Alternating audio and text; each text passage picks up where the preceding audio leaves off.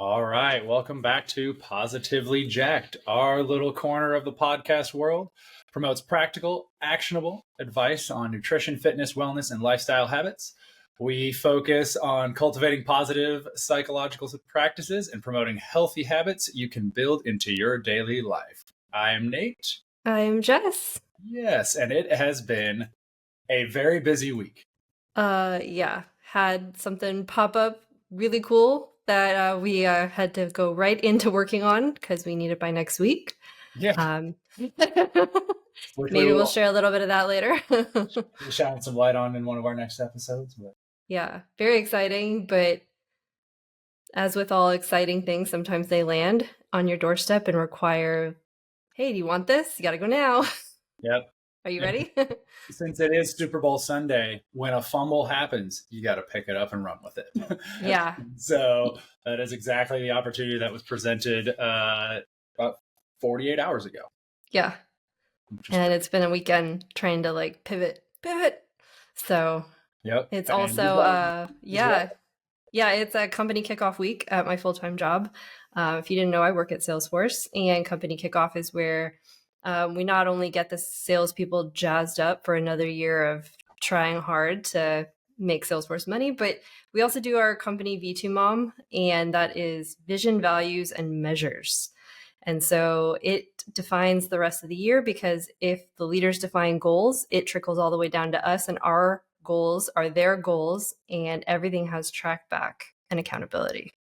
Yeah, I like that. Cast the big net to a big company, basically. Yeah. Well, I mean, that's how you make it streamlined. That's how you drive, the metrics and the ability to tell the right story to the right people at the right time. Yeah. Wow. So beautifully put. I know. Beautifully put. Jess is on it today. With it's the way to say shareholders nicely. There you go. All right. Well, it is a good segue, though, because we opened the release of our coaching and gyms episode by saying most people who set New Year's goals are sundowning them around the second week of February and Valentine's Day. So this is actually the week when a lot of New Year's resolutions and goals start to dwindle and fade off and die. Well, and that's actually why we wrote the Elevate 48 as Elevate 48, is because it's around 48 days when people's goals and best ambitions tend to start to falter a little bit. Life happens. Right. And, the CrossFit Open's around the corner. So there's a new breath of life as far as athletes getting a measurability if they want to compete in CrossFit, or just see if they got fitter in their general groups. And yeah, there's just a lot going on around this time of year, especially for us, where you have to see what has worked thus far and try to keep building into momentum, or try to hold some of those habits that you started at the beginning of the year. I don't think that many people realize that it's such a quick fall off as far as, 6 weeks to having motivation from the start of the year all the way in. How quickly the habits can dwindle, and the reasons that they dwindle pile up very quickly. Yeah. It's also Valentine's Day. Oh, it is. Yeah. It's going to be Valentine's Day this week. So it feels like the season of love is an important time to talk about self-love. That's a good one. That's a good one. There's a really good article that we should share at some point. It is there is no discipline, there is just self-love. Yeah. So with that in mind, story time. Yeah. I think we should start with a story. I think we should too. I think this is going to resonate with a lot of CrossFitters, but anybody who's been in a gym setting, or anybody who has, in short, trusted an outside source to help them get somewhere, and had it fall not just short, but almost to a point of removing all future motivations. Yeah. Well, I think it's what a lot of people try to do with their goals. Yeah. Right. It's kind of it's a picture of what happens in our business when it doesn't go well, but it's also a picture of, I think, what a lot of people do with goals at the start of the year. Yeah. So the story is one that I was informed about from a friend of mine who used to go to a gym that no longer exists here in town. This particular individual had pull-ups, had some dips, just different like upper body gymnastics proficiencies. And they showed up at this gym one time, and the lead coach, head coach, after their exchange of pleasantries, decided to say, hey, you know what? You're getting a muscle up today. And for those of you who don't know, a muscle up is where you take your body hanging from the bottom of a ring or two rings, right? And using your momentum and strength, getting yourself up over the top of those rings from a dead hang, and then dipping out of it into a fully supported position on top of the rings. Yep. It's a very complicated gymnastics. The true version is strict, meaning that there's no momentum. Then there's kipping, where you get to use momentum and use some momentum build and some technique to get yourself up and over. What transpired after this particular comment and goal, if you will, if we can call it that, was about 30 to 45 minutes of attempted drills to essentially throw a fistful of darts of attempts at the dartboard and see if anything stuck. This individual said that nothing stuck. It was just one of those skills where, having properly been evaluated and assessed, it's not within their wheelhouse. It's not even remotely within their capability yet. When that seemed to be the end result of said charter from this coach, they dismissed it. They said, well, I guess not. And then that coach left the individual to sit with their own thoughts and just leave it up to themselves about how to diagnose and dialogue coming off of that attempt at getting a very high level skill. Yeah, I remember you told me that story a few years ago, and it immediately made me think of one that also came, sounds like we're dogging, but came from the same place. And they used to do, when they first opened, huge free classes. You know, you open a business, you want to generate positivity and enthusiasm. You want to get people in the door. If you can take a bunch of pictures with a ton of people in there, it's the bandwagon effect. And so they had these huge free classes where there was really no conversation with any of these people before they came in. You just signed a waiver. We're going to do this class. We're not even going to tell you what you're doing. We're just going to start doing it. And it was almost like this person described it as a Biggest Loser style workout, where at some point, likely the same coach said, this is what CrossFit is. You will always feel like this. And it just wasn't meant for someone your size. Oh. And nobody ever articulated, plan, purpose, intent, any of the things that we know about the methodology that make it so valuable and so adaptable to the audience. And yeah, just desserts, I guess. Well, and it's, both of these stories have a couple of things in common. One, big red flags coming from the leader and the coach, right? Yeah. Just in general, those are red flags. Pushing an athlete to do something they've never done before without any context of their background, and then making judgment calls based on an athlete from the briefest of interactions, not even an attempt at actually an interaction. And then also pushing for intensity for intensity's sake, whether that's intensity meaning a high skill attainment or a workout that's just going to leave you on the floor sweaty and exhausted. It takes very, very little effort to do that. Yeah. Yeah. And I think, going back to the people who came in, not that, I'm not a victim blamer by any sense, there's that great quote by James Clear. It's the right time is right now, right? Bias toward action. These people were coming in to try something. They'd obviously been thinking about it for a while, though not in specifics. They were just making good on something they told themselves they should do, but not in enough detail. Right. Right. And somebody who should know better did not act on that. Mm-hmm. Yeah. So, the quote is good, but the action maybe needs to look a little different next time. For sure. I think a lot of times when people go into goal setting sessions, and this is something that we try to consider anytime we build out a program, anytime we build out a progression, anytime we build out a challenge, an event, we try to think, on very clear, specific topics and clear, specific components to make sure that when we eventually do cross the finish line, that something was earned, that people walk away with something that feels more accountable to them, more identified, a little bit of ownership into it. And that kind of goes into, when we're looking at these goal setting sessions or goal settings, whether it's walking into your first class or walking into a nutrition challenge, there are some things, and that was this episode is really about, that you should have a checklist off of and some awareness into.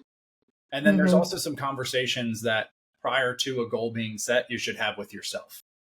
Absolutely. Yeah. I feel like, Jess might feel similar to this or not, but I feel like self-awareness is one of the biggest things that people can miss going into setting an ambitious goal. Yeah. Right. Yeah. The honesty piece. Yeah. It's very easy to get caught up in a lot of wants, which makes sense. We all want to do cool, incredible things, and there's nothing wrong with that. It's just making sure that if we actually consider doing those things in a very serious way, that it's deliverable and we cross that finish line, that we're giving it its due diligence, its due respect, and its due honesty to set ourselves up to do it.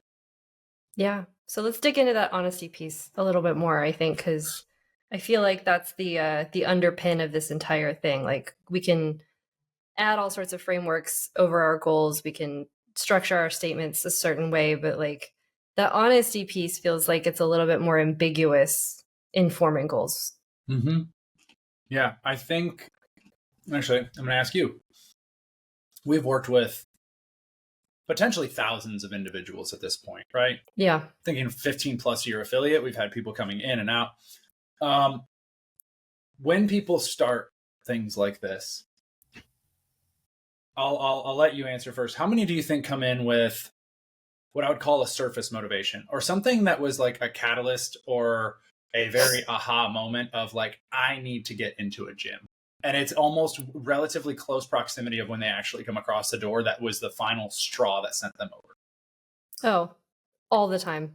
All the time. It's a combination of, it's a reaction towards something that's happened.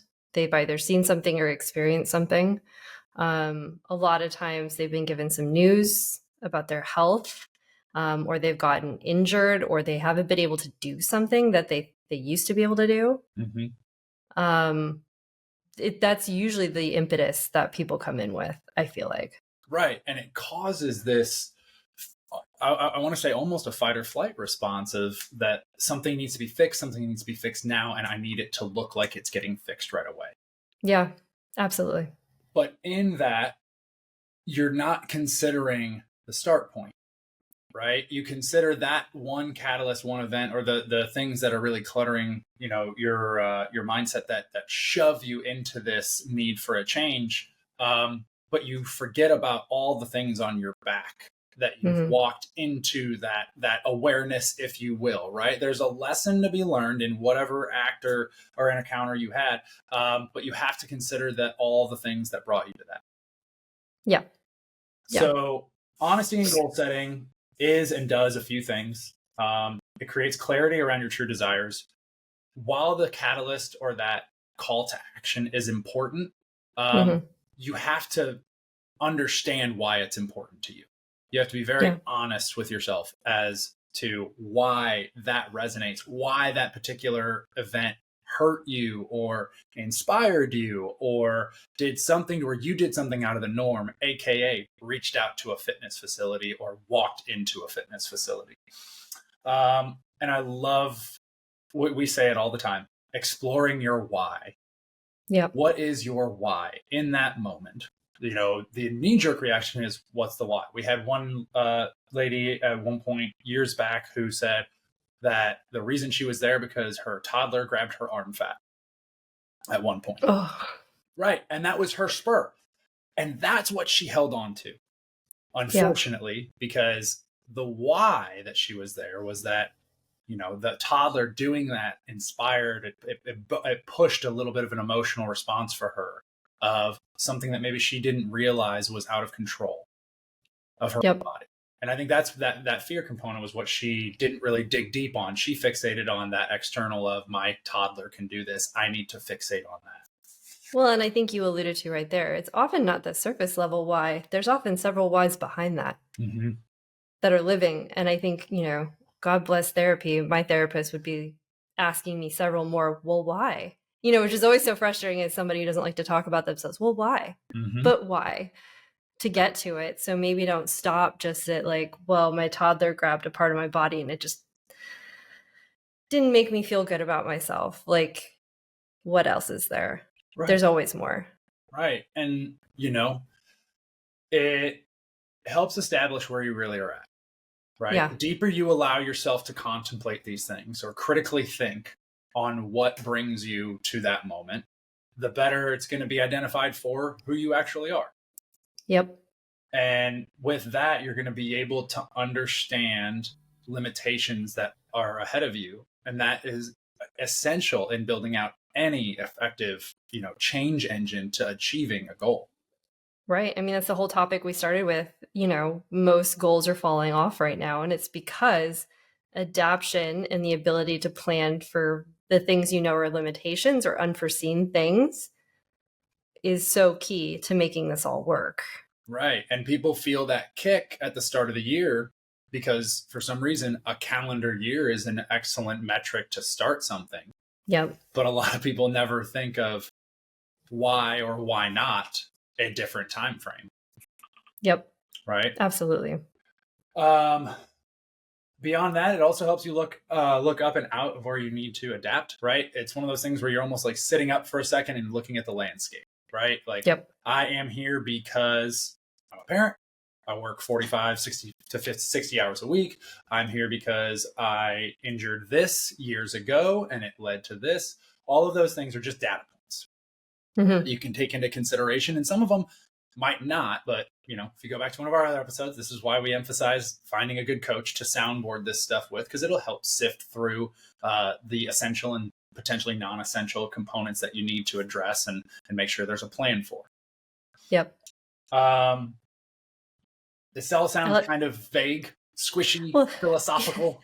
Yeah, but you got technical there for a second. And I think that, that leads me to my next point is that like being honest really kind of empowers and fosters that accountability piece. When we start getting into the next stage of this all, the honesty is kind of what holds us accountable, right? Finding systems, getting feedback, getting with a coach that can give all these data points to just helps frame the entire journey with better clarity. Yeah. Yeah. I mean, we talked about it in a couple episodes, but a lot of people go from being on autopilot to trying to establish a change. And, unfortunately, that is a lot of the people that come through our doors is that they're on autopilot of certain elements of their life. They try to do this change and then they realize, oh, wow, there's a lot more friction building from different things that I wasn't quite aware of. Yeah. Yeah. I think, people use the term autopilot and I love it. But it, from somebody who lives kind of out here sometimes in the struggle, it sometimes feels like you are being carried on a river with so many things that are out of your control with no way to get to shore, right? Like, you have kids, you have meals every week, you have their sports, you have all these things that are carrying you along and you have you are beholden to all those things. Yep. So you're not checked out, you're checked in. These people are very checked in. There's just that moment where they lost themselves in the consideration piece. They put everything else that needed to go first and at the cost of themselves. I think that's so many of the people we talk to. Yeah, and the thing is we've met people who are quote unquote on autopilot that are incredibly productive. That have amazing, generation of resources and utilization. But like you said, they lost self. They lost an aspect or several elements of themselves and their baser needs and their baser functions and baser inspirations. And so getting in touch with those through the honesty bit is a pretty critical component. We have a question written down and I'll pitch it to you, and then I'll try to give my take on it. But how do you help people really identify the most important goals to focus on at any given time? Gosh, it's so client dependent for me. It really is why they walked in the door, right? With, personal example, when my husband had a cardiac event, a Oh, year and a half ago, like obviously that bubbled pretty easily right to the top of, okay, every factor that's tied to the cardiac event in that recovery are the things we address first, right? Um, Obviously I always look at mental health too. What can we bring up that's going to make you not, I don't use happiness as a measurement, but like feel that sense of equanimity, that equilibrium we've talked about before, trying to kind of parse through the things that we absolutely have to address that are like high medical need, or, the things that start bringing us equanimity kind of quickly, because you see a lot of pain and turmoil in the people that we talk to. yeah, absolutely. Yeah, that's one where the said catalyst for change was potentially pretty traumatic, Yeah. and it caused a huge evaluation. And you guys, communication wise, life structure wise, you guys immediately went into plans A through C to make sure that everything got lined out. But when I identify the most important goals to people, I just try to really turn the conversation onto them giving me as much information as possible. Yeah. Right. And not in any way, shape, or form to like twist or try to back end, because I think a lot of people might take some of the surface answers and really try to make those a sticking point or a point of empathy, if you will. And the Hmm. problem is that when people haven't been honest with themselves on these certain topics for a while, it's very rare they're going to be honest up front about some of their answers. And Yeah. with that, I like to make sure I have a blocked out enough amount of time to ask specific questions and almost stack those subjects into finding common pieces. Yeah. And, you know, mind you, I've been doing client evals since 2009. And so I've had a good amount of practice with it. It's not by any means an easy thing, but it's one of those times where, if I had to put it simply, when in doubt, ask more questions, Oh yeah. get more data, because some people will open up to you immediately. Some people are very ready to share their story and very ready to share their motivations and have they have all the humbleness and humility to let you know exactly where they're at. Other people are terrified and will respond with, I don't know a lot. And then you Yeah. have to simplify. You have to take it back to things that aren't as intimidating, aren't as scary. And then you can finally get to the point where people will have that moment of, this seems like maybe not the perfect area to bed down on, but it's definitely the one that they feel the most comfortable seeking out a change from. And that just comes through time and conversation.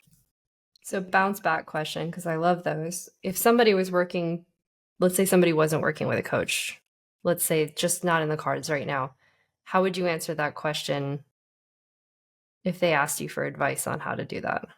So, which question exactly?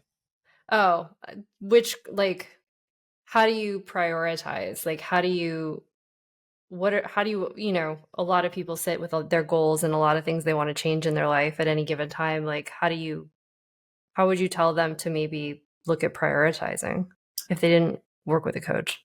My go-to is always essential human function first. Yeah.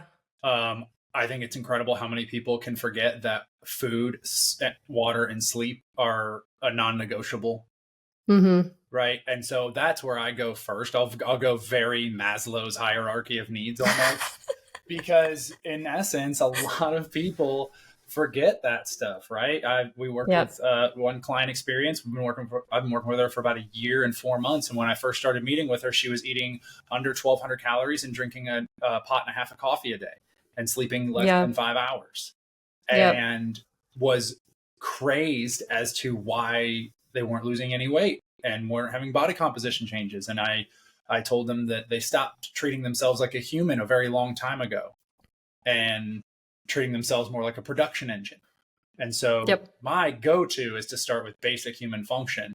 And then when you get that equilibrium, then you go into my favorite word for any client is when you think of flourishing. What does that look like? Yeah. And so we dive a little bit more into, okay, we've got your baseline food, nutrition, hydration, sleep habits, these things. Your job is mostly balanced out and predictable.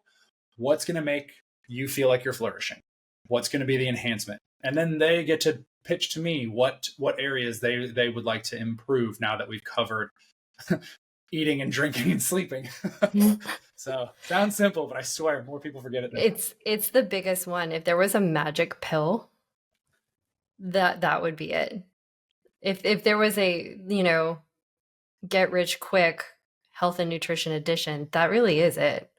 Yeah. And it's the one that's so hard for people because, again, we prioritize ourselves last. Mm-hmm. And so, your kid's not sleeping, you're not sleeping. Your kids, got crazy sports. Well, we're skipping dinner. Like all that stuff starts to stack up so quickly. Yeah. Even if you don't have kids, you have a 3-hour block where a client might be able to take a call, but it might be a make it or break it sale for you. And you will sit by your phone and you will not go get food. You will not socialize. And so it sounded like last week, actually. So yeah, well, it's one of those, like I said, a lot of times we think of ourselves last, like you said, and like I said, we think of ourselves as a production engine. We only have value if we produce. And people forget that in order to produce, you still got to take your car in for maintenance. Oh my gosh, that's so. That might be the strongest point we've made so far, actually. I think it's a good one for people to consider because there's so many things that tell us to consider ourselves last. Yeah. So we've got this golden thread of honesty now. Yep.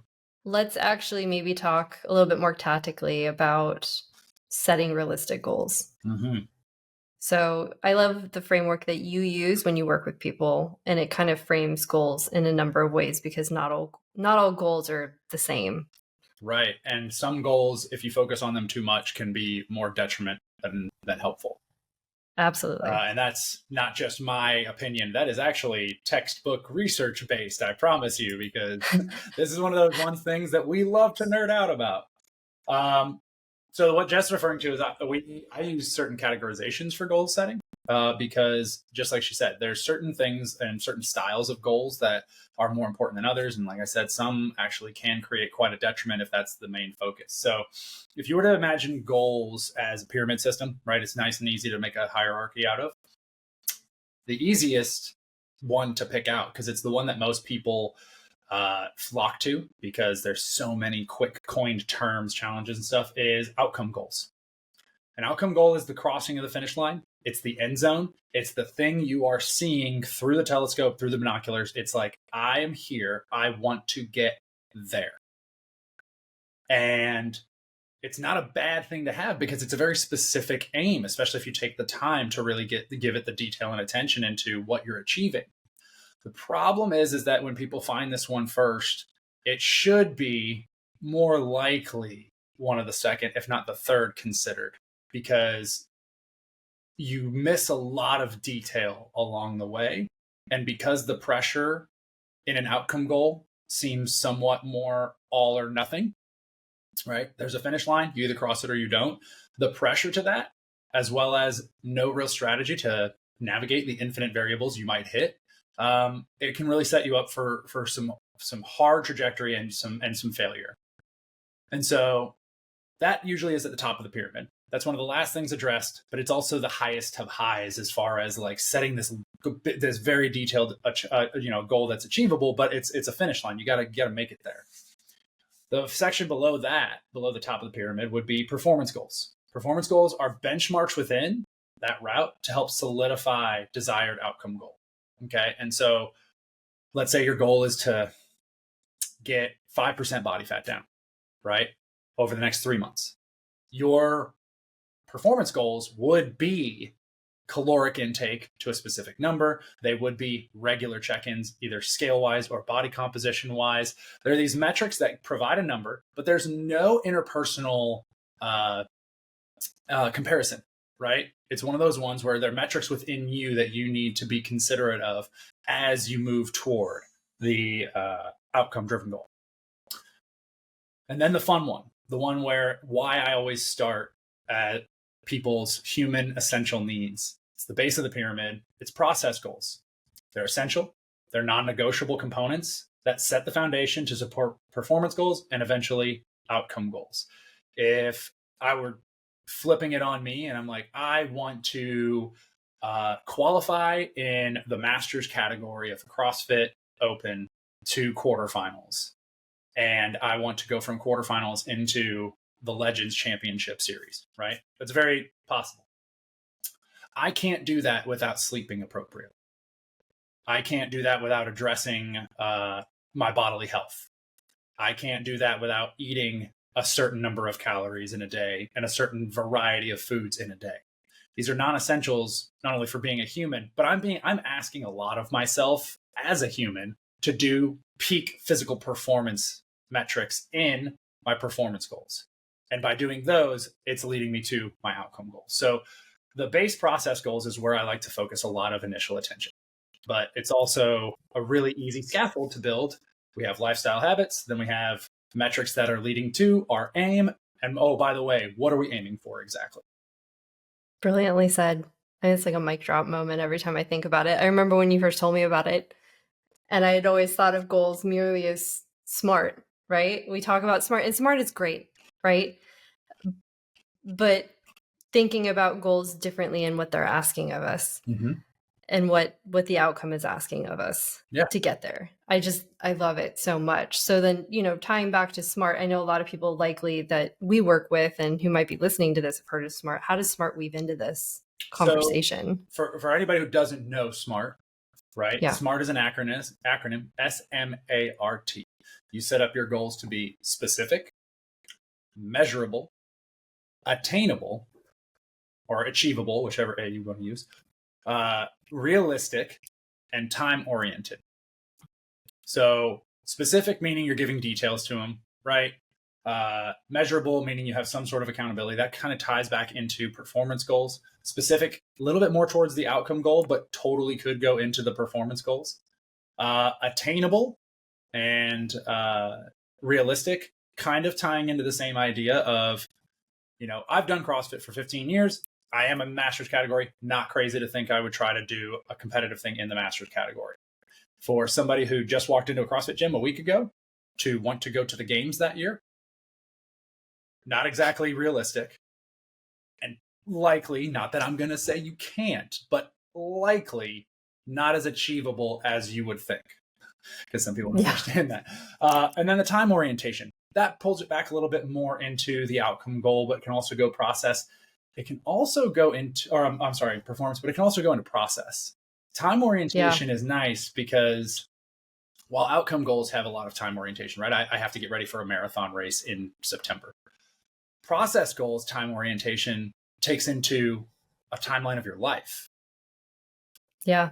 Right. And so by doing that, it actually sometimes helps take pressure off of seeing how, if I'm going to do a caloric deficit, which is essential to modify body composition, it is going to be 3 months to help facilitate the rest of my life. And so when you go to the specific outcome goal of 3 months of this caloric intake, but you remember that the process goal is that you're balancing out your life timeline, it's actually kind of nice to be able to compare those two on the time orientation piece. So each one of the components of SMART can dabble in each category, but you can see how just with the specific measurability, time oriented, it's very easy to focus in on outcome goals because it's that really easily defined piece. Right. Well, and it's sexy. Yeah. Outcome goals are sexy. I mean, process goals on its surface don't even sound as sexy as outcome-based goals. Right. And process goals literally sound like the simplest thing. Yeah. And yet, in our experience, are some of the most frequently and often dropped aspects of it. Oh, yeah. Oh, yeah. I think it's kind of cool, and it's kind of a Wayne's World time warp minute when he's like, a lot of the language that's been written about goals, about outcomes and performance actually originated kind of in like occupational performance, right? Right. Company, employees, like a lot of late 19th century, early 20th century, like management theories, when we started getting into, oh, these employees aren't just like screwing bolts together and like doing these very industrial processes. We're putting them in an office and we're asking them to think dynamically and solve problems. Like that's where all of that came from. Yeah. And so the interplay that we often see, and why we kind of got, I feel like, into the lifestyle space as well, is because the things we do here also help here. Mm-hmm.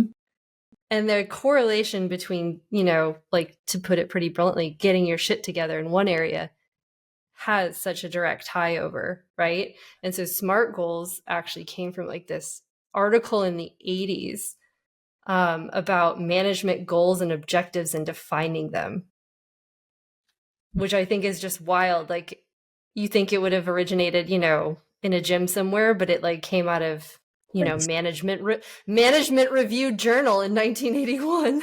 So just with me being, psychology backing, I would have think SMART goals oriented would have started more in like a mental health space. Yeah. To a point. Even that would have made more sense than a managerial delivery system of like productivity. I know. I just think of like this rust-colored office where women couldn't wear pants, and like this is where this theory came from, where like Edwin Locke and Gary P. Latham are in there like observing people and finding that specific, challenging, and time-bound goals lead to higher performance. You assimilate into characters almost. I watched All the President's Men the other day, and it just made me think of that office environment. It gave you perfect method acting. I was right there. Robert Redford is painted into my brain. Oh, I love that though, because SMART is a tool that a lot of places utilize, whether it's gym space, business space, all this other stuff. But just because it is a tool and just because it seems to be user friendly doesn't mean that we shouldn't do our due diligence and dig deeper, right? Like, look at where it came from. It can be utilized. But if it was originally meant for management goals and objectives, maybe we need to look a little more into the human element of it as well, right? Yeah. We're not just production engines. No. And kind of getting into our next segue, I don't know, like I'm a child of the 80s, right? And every goodie bag from every birthday party had that little puzzle where you move the little squares around to try to get the colors aligned, or there would be some or the picture pieces all in the right place right? It would take like 10 minutes and you'd get bored and throw it away. But like, how, like, now that we've categorized, we've bucketed these things, like, how do we make them into this plan that like fits our lives? We go back to that human element of things and making sure that like we're not just production engines, but how do we make this, we've got our goal, like how do we make this all fit? Initially it seems overwhelming, but once you kind of take into account what we've talked about, right? The fact that you're a human first, it's always a good place to start. And understanding you can't eat the whole elephant in one sitting. So you have to take a look at some of those bigger picture goals, ones that it's essential for them to have a longer time orientation piece to them, right? And make peace with that. Some things require marinating, and that's okay. But then looking at the things that are a little bit more at your fingertips. What's the low hanging fruit? What's the easily catchable dinner? All those things where it gives you something to build out a bigger, process goal that builds out a bigger base, gives you more support towards, I said that right? Process goal, bigger base to support performance goals, and then bigger base to reach eventually bigger outcome goals. So let's like bring back our muscle up guy, our poor guy. Yeah. Hopefully he got his muscle up eventually, but like, what would we have done differently? Ask if they want a muscle up. Do you even want this? Realistically, that is one of those things where somebody might come in and say, I want a muscle up. And that's fine. But for me to assume that they want to muscle up. We all know that saying, it makes an ass out of you and me. But also, if I'm a coach and you're an athlete and I just assign you a skill, I've taken no consideration into where you're at, how you feel about that skill, or if you even want it. So the want and desire has to be the initial part, right? Ask. And let's say you can't just assume that somebody you've got your pull-ups, you've got dips, like that you automatically like are going to be driven to hit this thing. Right. So self-identify with it first, right? Make sure it works with them. Second thing is, where are you at currently with muscle ups? Have you tried them? How many strict pull-ups do you have? How many strict dips do you have? Have you ever hung on the rings before in your entire life? And so just small questions to paint a picture of capability, of possible things that fit into their repertoire. And then when you get that foundation laid of knowledge of the terrain has been laid out, then you go with hopefully a educated and informed opinion on, okay, you have 10 strict pull-ups and 10 strict ring dips. The rings make you nervous, but you want to get a muscle up. If that's where we're at, then it's like, okay, let's take a look at these very low barrier to entry drills. See how you feel with them. See how they feel on your shoulders. Let's regularly implement those for 2 weeks. And then after 2 weeks, you take a look at how the drills work. You take a look at how they feel about them. If they felt like they were being held back, you give them a little bit more. If they feel like it was right on par, you give them a taste more in the same modality. And then piece by piece by piece, right? The object goal was the muscle up. But you cannot, without gathering data, put any sort of timetable on it, right? The finish line will always be there. The muscle up will always be there. But if you don't take those due processes underneath, then it's just going to stay elusive the entire time. Well, and I think, I think you articulate a process that works for any type of goal. It's, no matter what it is, you're constantly checking in with yourself and you're constantly iterating on various pieces and parts that are attached to your goal. I also think one of the things to acknowledge in the beginning of any goal setting is there's going to be adversity and difficult times. If there wasn't, then you wouldn't be earning anything. And discussing those ahead of time really helps people, I would say, navigate that rugged terrain when it comes through, whether or not you're present or not. They've at least acknowledged it in their own headspace before it's shown up to them in actual practical application. And that alone is helping them conquer it mentally before physically. I think you do that well, though. I think that the way you articulated it works for so many things. It's how can we create touch points with ourselves, our accountability, and I think that's a nice transition into our next section, right? How do we create more accountability for ourselves when we're working this process or toward these goals? I mean, I feel like this is a great area for you to riff on, because as far as project management, curriculum development, and sequence of tasks as it builds to an appropriate deliverable, I'm learning all your lingo, by the way. I think that's something that, because you are so well versed in instructional design and making sure that end products have due diligence building up to them to make sure that, your standard of product is high. So you know that in order to get it to that level of completion, it requires steps A, B, C, all the ones that you lay out in the initial. Yeah, I think, the biggest thing is, and it comes back to that adaptability piece that we talked about earlier, it's managing complexity. That's what we would call that, right? We're managing complexity. What are all the stakeholders involved? There are kids, our family. What are all the goals and objectives we're trying to hit? Who's the audience?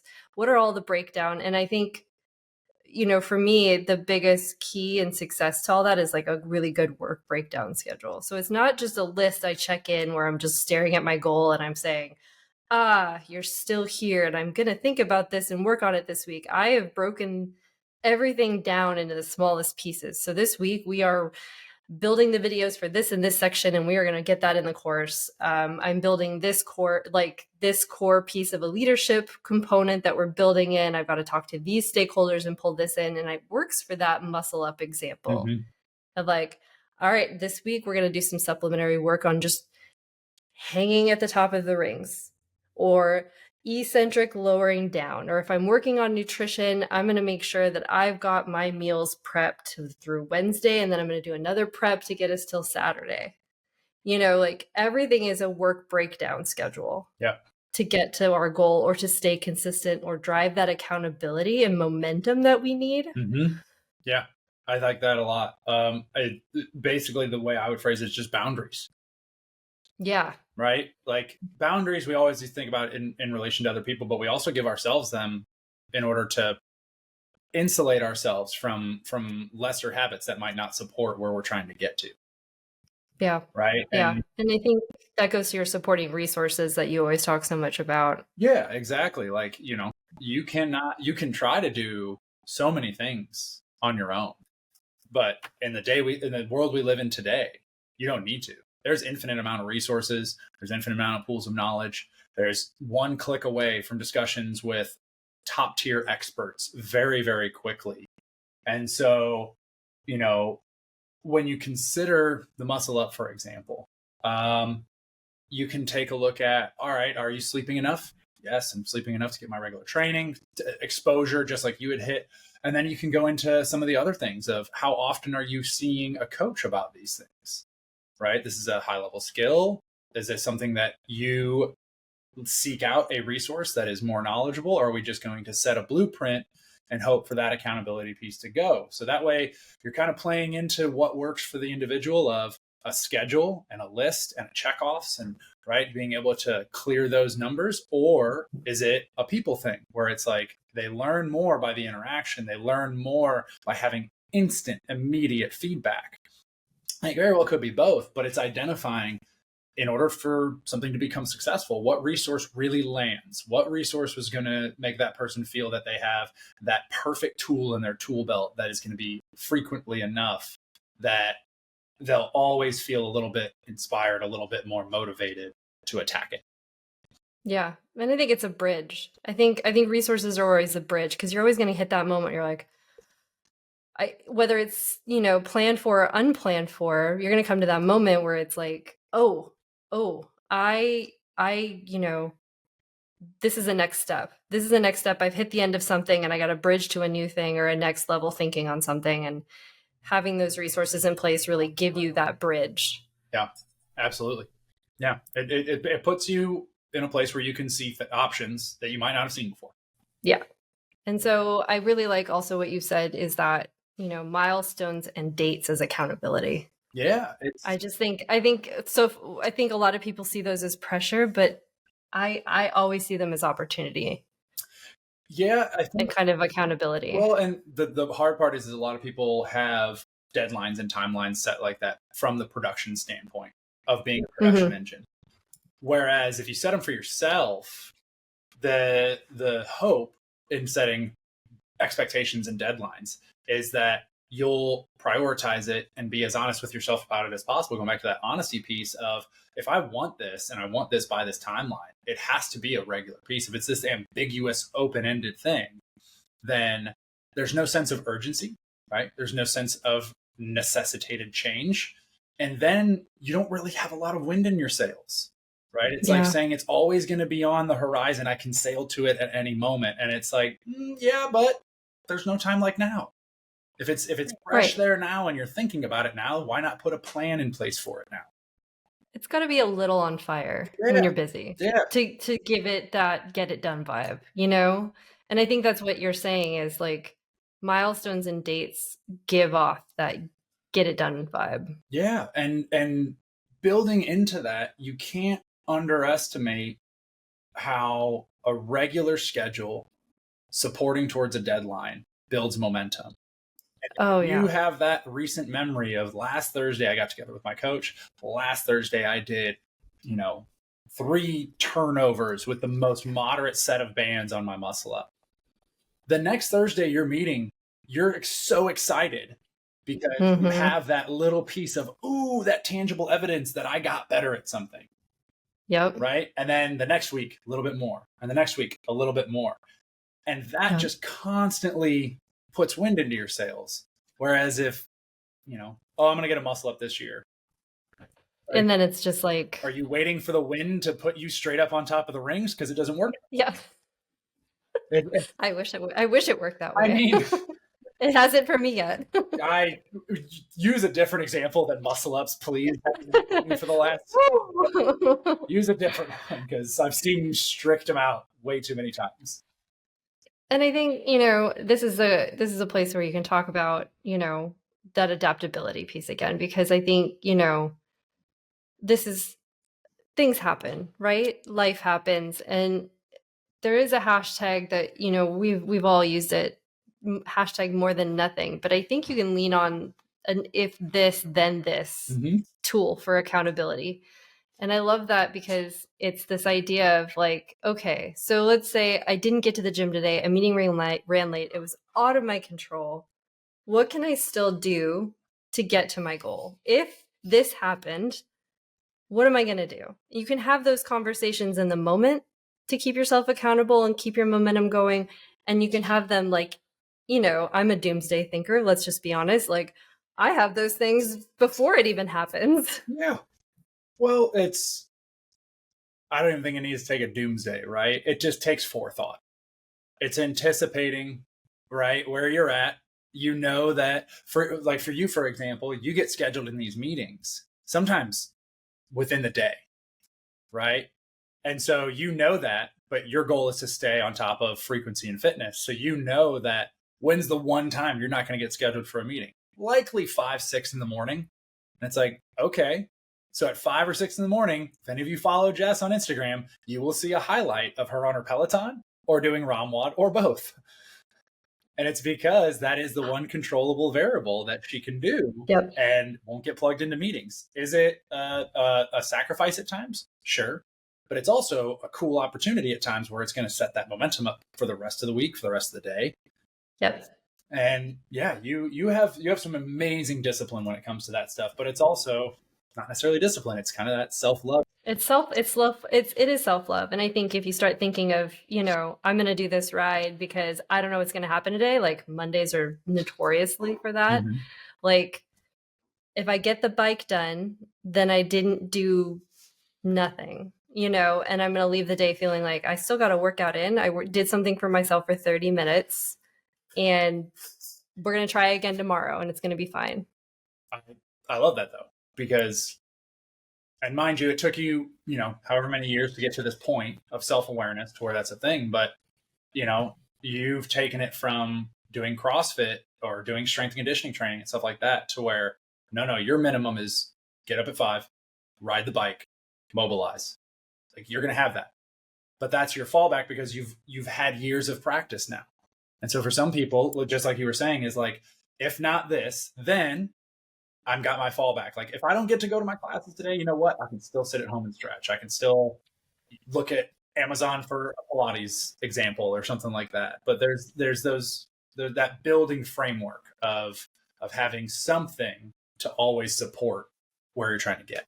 Yeah. And I think it's, you know, it's a little bit of a tempered mindset compared to where I started. And I think, you know, you and I have already started jotting down some ideas for another podcast on that topic. So we'll be look for that one soon because it's definitely been top of mind for us lately as we prep for the Open and we've got potential teams and competitive athletes and everything else. So it's an endless list of the potential podcast topics, I feel like. I know. Every week we're like, hey, add this to the spreadsheet. I think this could be good. Yeah. And then even better, we'll launch an episode that'll spur the inspired feedback of potential more episodes. We're already in the thick of that right now. Yeah. So kind of to, you know, because I know we're kind of heading toward the end of time. Yeah. To recap kind of what we've talked about today. James Clear has that wonderful quote. The right time is right now. We don't disagree with that entirely. Bias toward action, always. Right. But also, be honest. You're going to act now. You have to be very honest with where you're at right now. Because if you're just like, I'm going to move forward without taking a quick survey, you're going to try to end up somewhere that maybe you didn't have the support pieces in the first place. And that's going to be discouraging down the road if this is something you really want and you have to make a second, third, fourth attempt at it because you're not stopping and seeing where you're at. And then that piece about evaluating goals for what they really are and where they fall, and using frameworks like SMART to help make sure that you're staying honest with yourself. Right. And with that acronym of SMART, feel free to utilize that process, performance, and outcome-driven goals, just because that's going to help you tier out the categories of where certain components lie. And then accountability is vital. Create a schedule, identify supporting resources, use deadlines and milestones to stay on track, find a community, coaches, partners, and then implement those if and then plans, right? Like, and that can be what your coaches and partners and people help out with. You know, first thing you do is reach out on a Sunday. Hey, coach, I've got a lot of meetings scheduled this week and it looks like I'm going to be struggling to get in. What should I do? And there's your soundboard right there. You're utilizing that 1% resource that's going to help you come up with a contingency plan. That's why it's so important to have accountability measures. And you can always reach out to us. We are always here to be a soundboard. I always feel like we don't say that enough. We are always here. Yep. And so as you proceed into the back half of February, heading into spring and all these other stuff, hopefully some of your New Year's resolutions have, kept momentum, if not stayed somewhat on the radar. But if you do feel like you are dragging a little bit and having some trouble keeping momentum, and start considering some of the things that we addressed today, and where is the momentum getting pulled from? What's taking the wind from the sails, and see if it's something you can address in real time, or if it's something that you should reach out to make a few changes. That does it for this episode. We've got a list, but as always, we love interactions, we love comments, we love questions, concerns, all that stuff, because it drives us to performing a better podcast and better resource for people that we want to talk to. So keep an ear out for our official launches of different podcasts and different pieces. We have a list going. Like I said, I think that this is going to be episode 3, I believe.